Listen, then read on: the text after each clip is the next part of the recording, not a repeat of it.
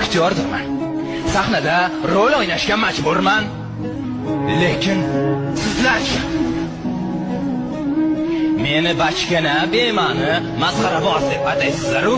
Lekin o'zingiz Instagram, TikTok degan masxarabozlikning uyasida bachkanalashib ketayotganingizni sezmayapsiz, azizlar.